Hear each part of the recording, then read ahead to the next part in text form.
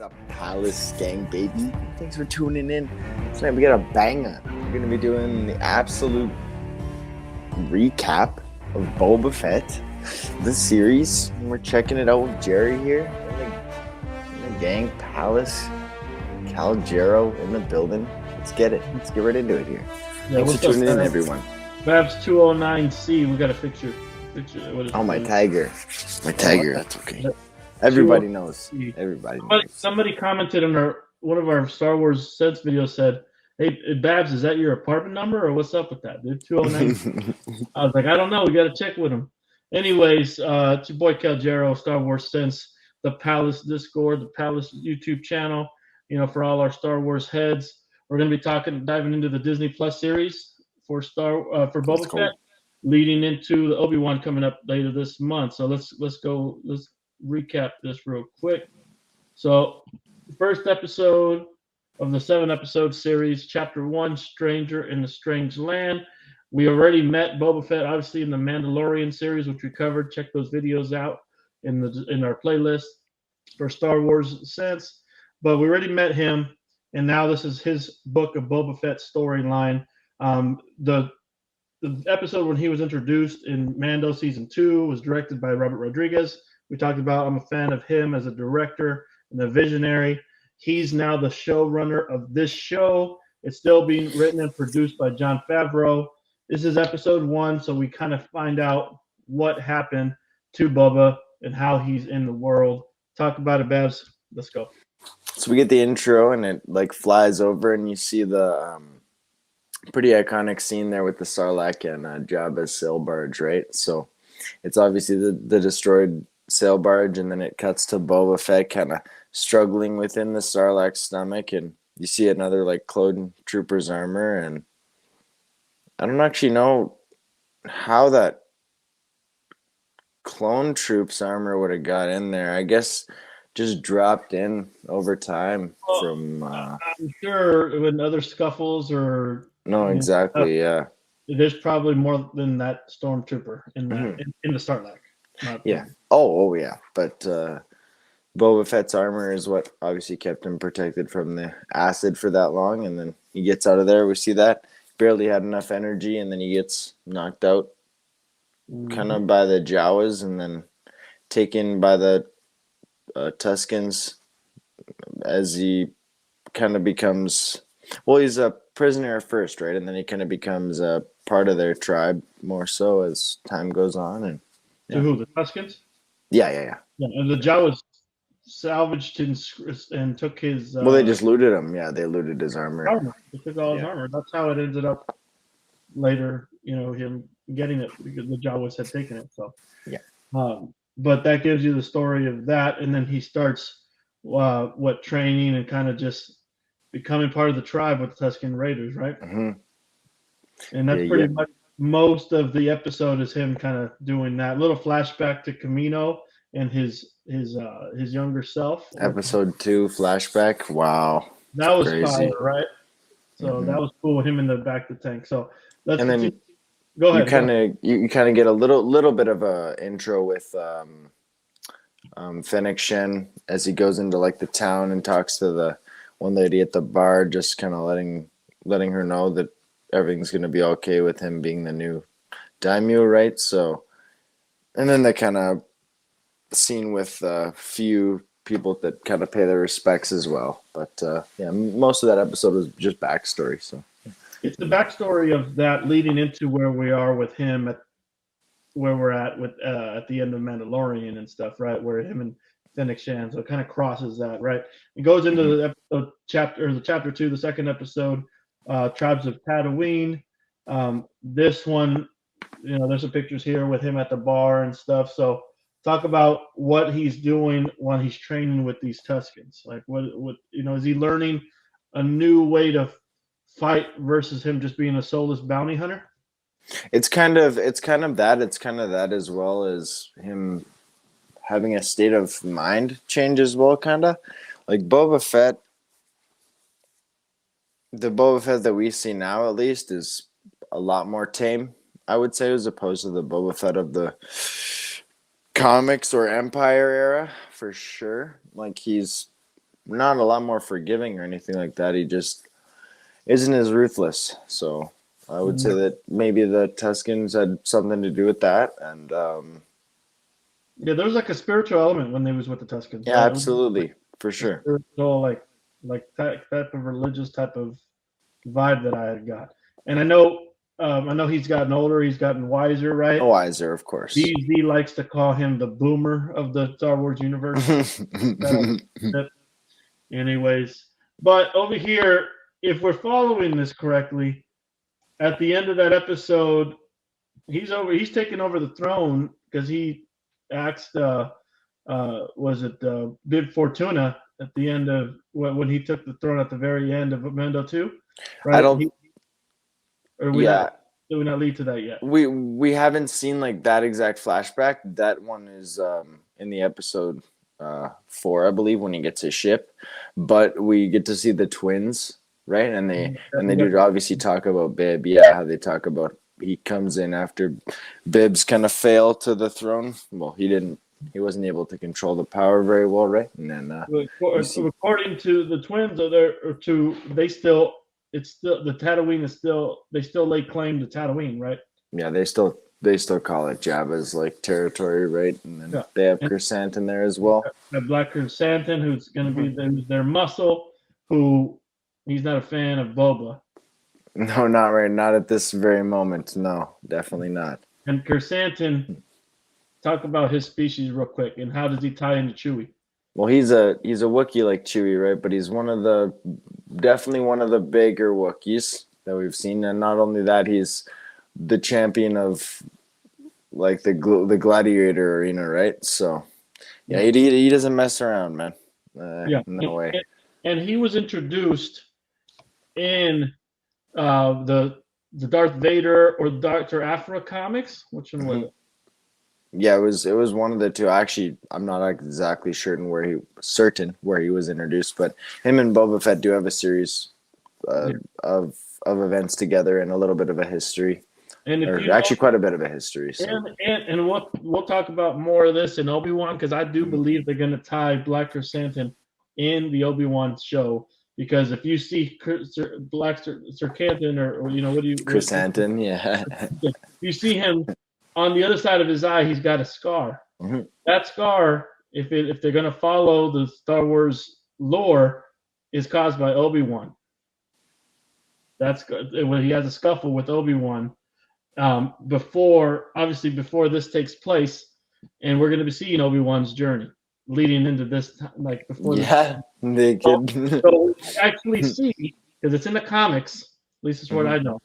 We might actually see the fight of where he got, anyways. That'd be awesome. Where he had that duel, where he had, caused that scar. So that would be pretty cool. So, yeah. Pretty big episode to see that. I think when I saw it, I was flipping out. I was like, "Holy smack!" Well, that was pretty cool. You probably got pumped. So, episode 3, the Streets of Mos Espa. I know, tell me what's Mos Espa versus Mos Eisley. Mos Eisley that we know. Well, Mos Espa is like the surrounding area, kind of near the palace, I believe, and Mos Eisley is kind of off on its own. So just another subsection in the same planet. Oh yeah, they're all on Tatooine, right? Like just like where the Marshal's from, right? That's just on its own kind of side. And it says the streets of Mos Espa, and I know B Zip is a big fan of it. What are we doing in this episode? Do you remember? We can look at some of these shots here. This is when they meet the street gang with the biotechs. Mm-hmm. And they have a name. I forgot what is this.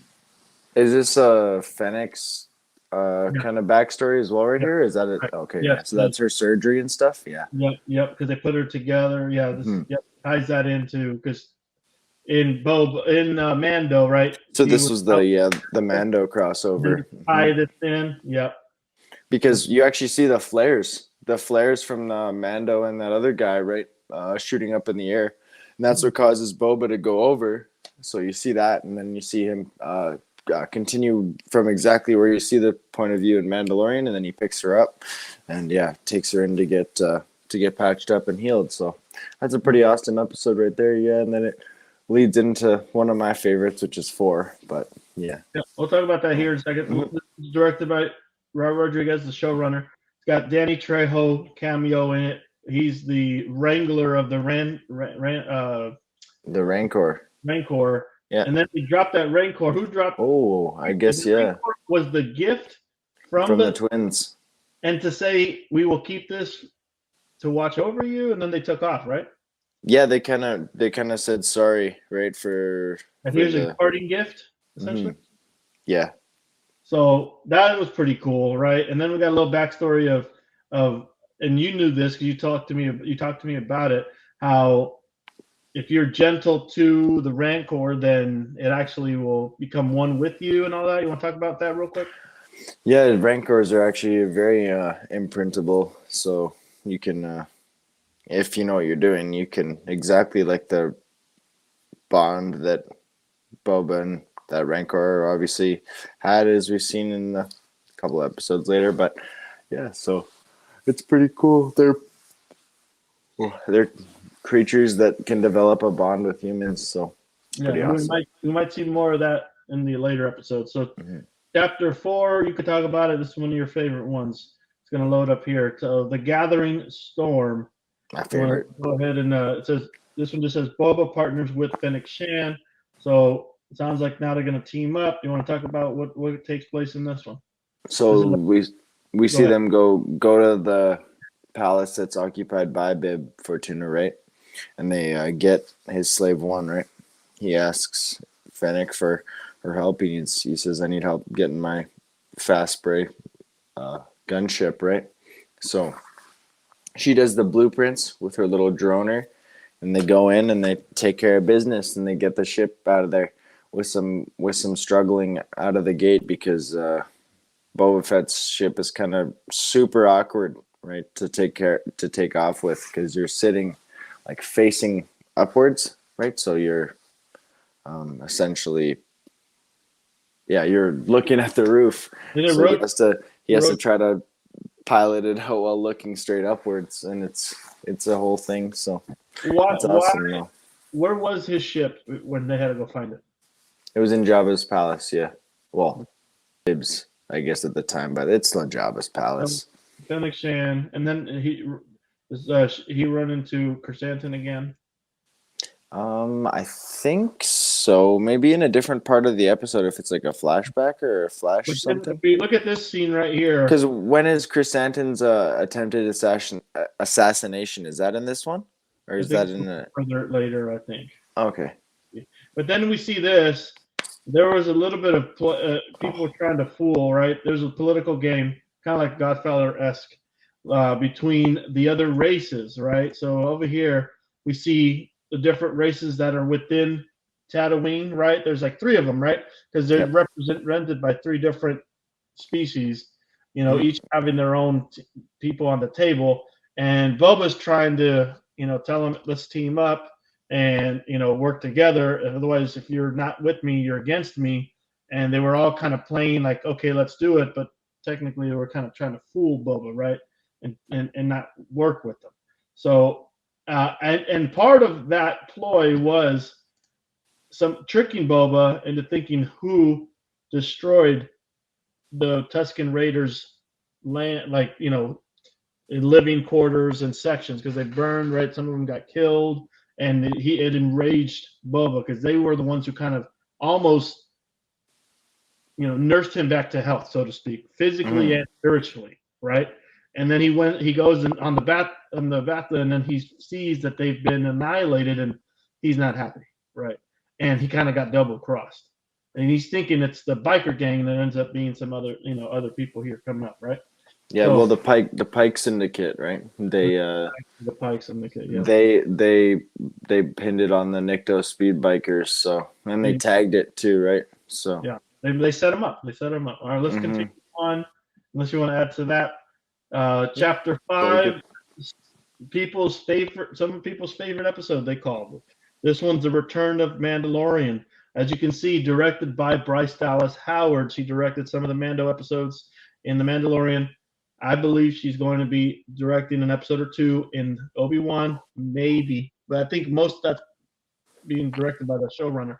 But she did a good job here. Talk to us about Return of Mando and Grogu in the show.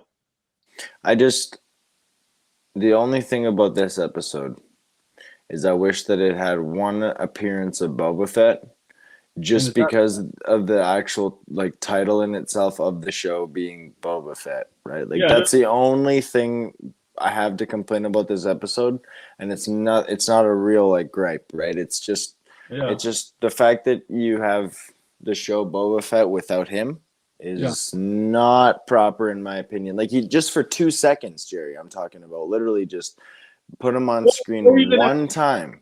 He could have connected, sort of, but this was the top 3 for sure. Absolute banger. Yeah, this episode went hard. I called this episode Mandalorian season 2.5. Season 3. 2.5. 2.5. You know, this episode was fire, dude.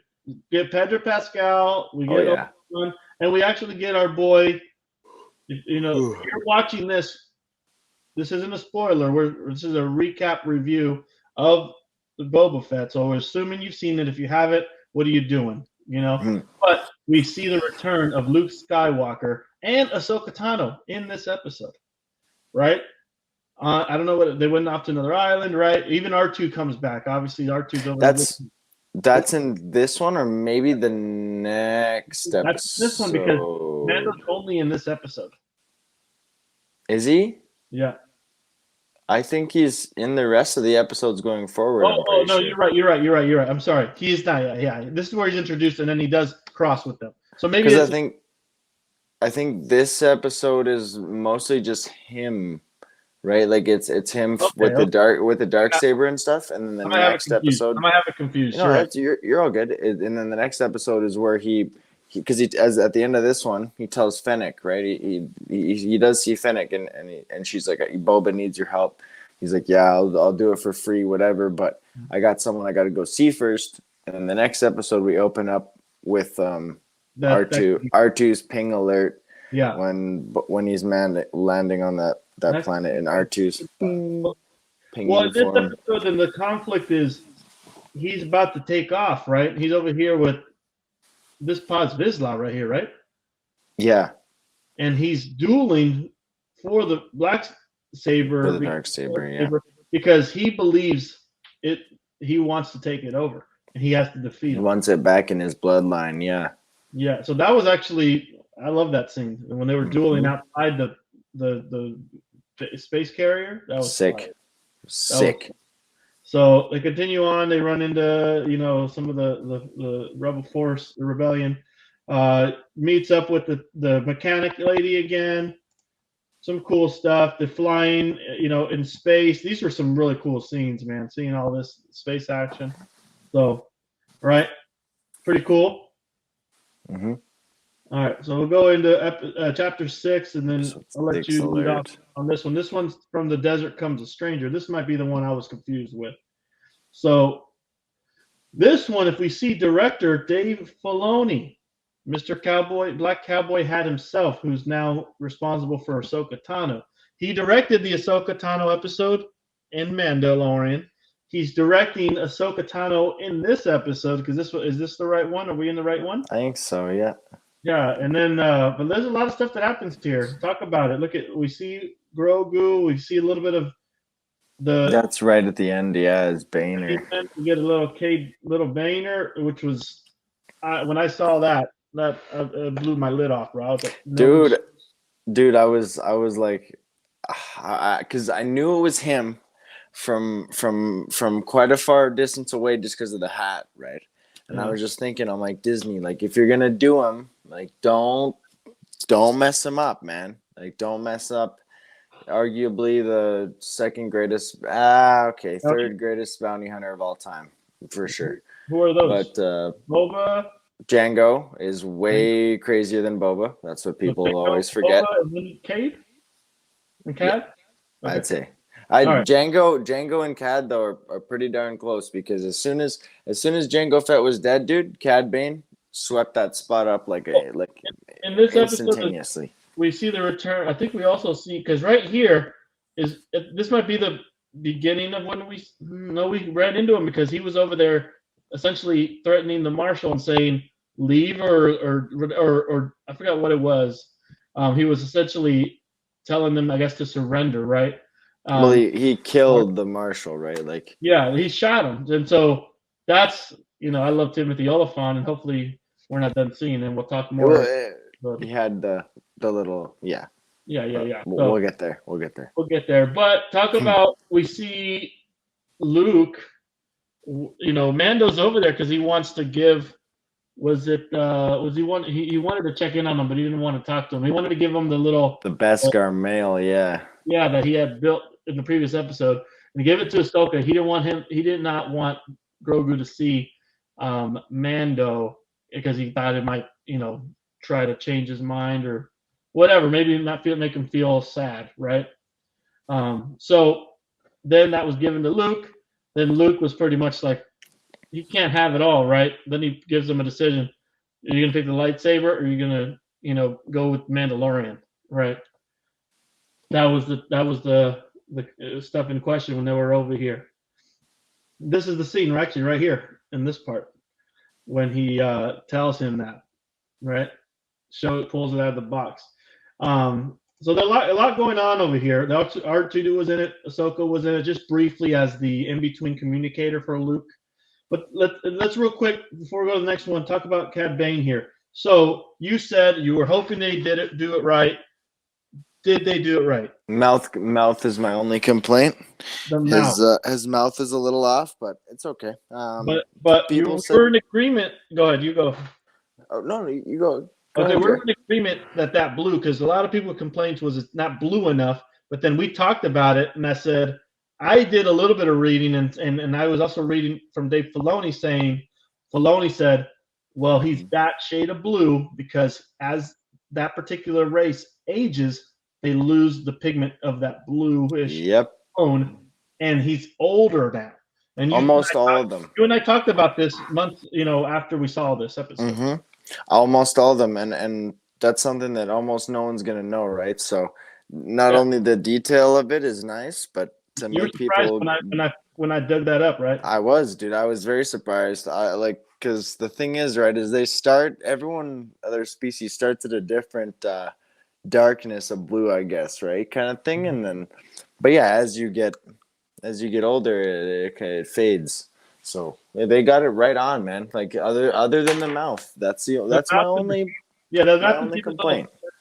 But for the closed mouth. The redness in the eyes, the design, obviously the nose has to look this way because if they would have made it more slender, it wouldn't look so realistic, and it would then have to be CGI'd, in my opinion, right? No, his head's like fish kind of sized enough. Narrow on the nose. It should be more narrow, according to the animated series and the comics. But that's because it's design. I don't think they could have translated that exactly. You and I talked about this on live action because it would look off, and they would have to have animated it with CGI. But with I'm not saying these are mechanical pieces, but with the piping and with his design, his costume, outfit, I think they hit it. The red eyes. So similar to what we're going to see in Obi-Wan with the Grand Inquisitor. He's not skinny, lanky headed like in the comics and in the animated series and CGI, right? Because he's got that skinny face. And then people were upset when they saw that round head of Rupert Fried, who's playing Grand Inquisitor, in the trailer, and like, what the F is that, right? Because they couldn't pull that off physically in a human unless it just looks abnormal, right? Mm-hmm. So, and tell me about the redness in his eyes, and why does he look like? To me, he looks like Grand Admiral Thrawn. Did we talk about it again? You tell me again. Did you tell me that he is linked or he's not? They just look similar. No, very, very much so. Not the same species at all, but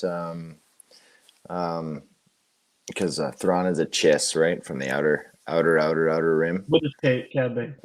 He's oh man, Starts with a an O, maybe. I don't know, dude. Put it in the I'm comments. not sure, Put it in but the yeah, comments. get it in the comments. But Yes. yeah, no, those breathing tubes. He doesn't actually need them to survive or anything like that. Just be like extra oxygen, I guess. If he didn't need it, I'm pretty sure that they could keep him alive in space, but I'm not 100% positive on that one. I just know that for like Sands of Okay, and Tatooine or any like somewhat less rich atmosphere, he can definitely still breathe with those tubes. So, and the reason I know that he doesn't need them is with the jail episode in Clone Wars, he doesn't have them whatsoever, right? So, okay, and about how old is he in this? This is 30, 40 years later from when he was introduced in the bounty battles with Boba, or 30. I think you might have said 30 years before. so yeah, he would have been at least 60, and that's pushing it for his race. So, Okay, yeah. got it. So he's elderly in his race. Oh yeah. All right, Oh yeah. let's Big time. continue on. So that was a cool episode, right? I think a lot Mm-hmm. of heads returned, and that was episode 6, leading to the finale of chapter 7. We're already here at the end, man. Boom. The name of honor. So we see the Rancor over here again. He's mounting him like a bull, right? Being one with the animal, the creature, directed by Robert Rodriguez. The ultimate, not the penultimate, the ultimate finale episode where Mando and now is again fighting forces with Boba, and they actually, we didn't talk about it, but in the previous episode, right, or one of them, they recruited Black Chrysanthemum. They said we'll give you some money to be more muscle for him, Fennec Shan, and then the, what do you call the biotech racer crew, right? The I know they had a name, but you know what I'm talking about. the scooter. I don't even know the scooter Scooter gang. I don't even know, Rider. dude. Well, those guys, right? And these guys. Yeah. Anyways, they go in and Cad Bane's pops up right in the episode, confronting Boba and trying to say, "Stay out of our way" or whatever. Right? They have a little exchange. They have their exchange, and then they have their final battle ever too in this episode too. Yeah, over here So, he gets laid flat over here. So who was hmm the quick draw? and then Boba does kill Cad, but yeah. Yeah. So, but they're fighting, and then Rancor's running rapid. The twins, as far as we know, are off planet. Oh, they're gone. They're out of there. They want nothing to do with that. All right, all right. And Fennec's over there helping them get out of there. So they also fought some metal droid battle droids, right? You want to talk about that? Oh yeah. That's thanks, Jared. So those are the first canon appearance of something called oh crap. Okay, so you got your droidekas. I believe those are I also talked to you about these because they remind me of the ones that scorpion were on Geonosis droids, in episode or 2 on Geonosis. I just know that essentially these are what these are the big version of droidekas, right? And on like a war line, or like on front lines of a war like battle, you'd have these guys set up, and then little droidekas would be underneath them, like protecting their legs, and also like double shielded up within their shields. So they have super strong shields. Yeah. I'm gonna pull up a couple of images of these things here. I think they're called scorpion droids though, or because spider droids are Yeah, something else. I'm pretty sure. Scorpion droids, right? I So I right here, think one of them so. right here. I'm pretty sure. Right here's one of them, and then Mm-hmm. you got that shield, got the Rancor just trying to go ham on that damn thing. Yeah, this is a. Let's go through some of these pictures because this is the final episode, so we can go through a couple of these. So here's a Major battle. That was crazy. Sick. So Here's awesome. a cool shot of Cad Bane, close up shot of him trying to take out Boba. Look at how cool he looks. He's got his gadgets, his clothes, his brown. He's got his gauntlets. Yeah. He's got a round of bullets in his ankle. Look at that face. Jeez Louise. Look at that. This is some good stuff. So he essentially is taking him out. Is this his badge? That's pretty terrifying, don't you think? Yeah, that was a good scene right there. Huh. Over here, though, Grogu is being, Calming him down. is he calming him down? Is he talking to him? Mm-hmm. Yeah, that's some cool stuff over And here. then So anyhow, Grogu lays down go. with the Rancor when he finally whatever sleeps, yeah. Or she, I think it's a girl Rancor, but yeah. It's an awesome episode. Okay, so we progress. So obviously he takes out Cad Bane. Got this fight. At the end, there were all cities standing together. Let's go back to that real quick. This was kind of like the end of the sequence here. Let's go. Well, and then Grogu is back with Mando. Where's the last shot? I can't see it. There was a shot when they were all standing together, but Black Chrysanthemum. So we don't know what's going to happen with Black Chrysanthemum. They all ended standing amongst each other, right? What? How do you see the episode? How did it end for you? Well, yeah, everyone's still on Tatooine, I guess, except for Boba and except for Mandalorian and Grogu, who are in the Mandalorian's new ship, right? His modified Naboo starfighter. Yeah, Modified up, ready to well, rip. they took them all out, and then I guess now we'll see what happens next with Boba. They didn't say that Boba was going to have a second season. This was supposed to be just a one shot, Book of Boba Fett. So whether they're going to do another one, I think he'll be incorporated in season 3 of Mando in some degree, is my opinion. Yep. Right? Would you say the same? 100%. Maybe he pops up in Ahsoka if they, that's going to be after though. Who knows? So we'll see. But I don't think we're done seeing Black Chrysanthemum. I think he'll pop up in not a flashback, but maybe it might be in the actual storyline of Obi-Wan as he's progressing, leading into this timeline. You know what I mean? Mm-hmm. But we'll see. And then Grogu is now, and Mandalorian is right there. So I think they all just took off right at the end. Yeah. Yeah. What would you say? How did you like the show? Do you recommend it? Give it all shows and movies are subjective, but give us your opinion on this on a scale of 1 to 10, where you rank it, and how did you feel about the whole ending of the season and the episode? Easy 8 out of 10er. 9 out of 10er would have been if Boba Fett was in that one Mando episode, and there's a couple other peeves with it. Major pet peeves to not make it a 10 though are some of the over dramatizing in the final and couple episodes leading up to it. The spin by one of the tech guys, clear example. Boba and Mando overshooting the one guy falling off the roof. Like it's not.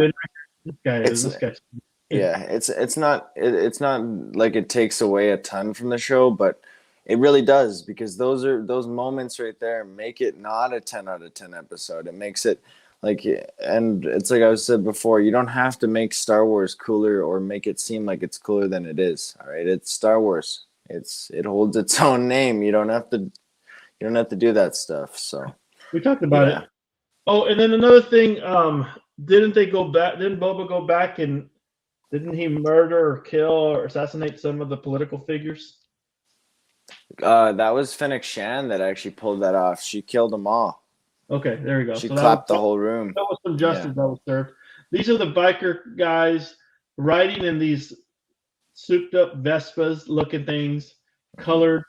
I still think it was even though I wasn't a fan of this whole subplot, I think it was an homage to George Lucas, who wrote and directed American Graffiti with Harrison Ford back in the 60s or whatever. And I think that's what this was. Honestly. It's a cool and unique idea. Don't get me wrong, but It did feel out of place though. It did I've feel already deep dove onto those. Like look at how nice the paint looks. I'm sorry, but look at all the buildings and everything else, dude. And then look at the paint of those bikes. a couple stuff. There's no way that they're spending the time of day every single day, all the time to wax their bikes. Like no, they're not. It's just not no, dude. This to me was the end of this the whole show. It was right here where they ended right here. Yeah, and they're cool characters and everything, but the bike's extremely out of place, dude. They're not nearly weathered enough for Tatooine. And I know it's a nitpicking issue, but when you're introducing like these sub characters like they're a big deal, man, we'll have them proper, make them correct. Like if you're gonna get Bane's skin color so perfect, you can make these bikes look proper as well, dude. Like they gotta look like they fit on world. They can't look like they just were copy and pasted from some other planet. So but yeah. And we did see Max Rebo return in I think this episode. Yeah, so, he was chilling at the bar. He sadly dies actually. Sorry, rip Max. Yeah, he wasn't even chilling at Mos Eisley. He was at the new bar at Mos Espa because he was jamming over there with that lady. One of the positives I liked about the show, and if I gave it a score out of 10, what did you give it, a 9? I give it an 8er. 8er. Okay, I would give it a 7. I would give it a 7, and I think, I'm not saying I'm generous, but I feel like it could have been lower. But I'm a Star Wars fan, so I tend to be more biased. And see, there you go, right? But like, I just picked out a couple of things right on the surface there. Yeah. Like, you're right, Jer. One of the positives to me was Santon was cool, man. I think he was cool. I like the Godfather-esque chat, like factions. Twins too, bangers. Yeah. But between all that stuff, Rancor. Rancor was cool. I think some of the weak spots was this crew, some weaving of the Boba story that lagged at times in the first half of the show before Mando. Sadly, Mando was the kind of piece that kind of brought the faster pace to the action, you know. So kind of disservice to Boba in that sense. He wasn't as ruthless. But we saw a different take of it. But overall, it's Star Wars. I'm going to be a fan. Another thing we didn't talk about, but we did mention it in our droids episode, I think it was in this second to last, or this last episode, was the sighting of BD1 that popped up. A BD1 droid. So that was BD1. BD1E. Yeah, BD1. A BD1 droid popped up. Remember? And we just don't know if that is BD1. Cal Kestis is. Exactly. So I also think I think there's going to be so much to be said in Obi-Wan, which we'll do for another video, of what can pop up because they can't cram everything in those 6 short episodes, I think. But you know, I personally don't think that they're going to bring Cal Kestis in there, but I think he'll be mentioned or referenced. That's what I think. And BD1 was cool in here. So there's cool stuff. Maybe his master, right? Absolutely. Yeah. So a lot of cool stuff to check out. But we wanted to do this video a little longer than our normal one to kind of cram everything into one. Let's go. You know, it was fun. Thanks for sticking around if you're still here. Thank you so much for tuning in the whole time. Let's go. Let us know what you thought in the comments of the Boba Fett show. Let us know what you thought of the finale, and let us know what your favorite episode is, and what you thought about it. So thanks again for sticking with us here at Star Wars Sense recap of Boba Fett. Catch us on another video soon. Catch you in the Discord. Sub. Catch you on the Discord. Thanks, guys. Peace out.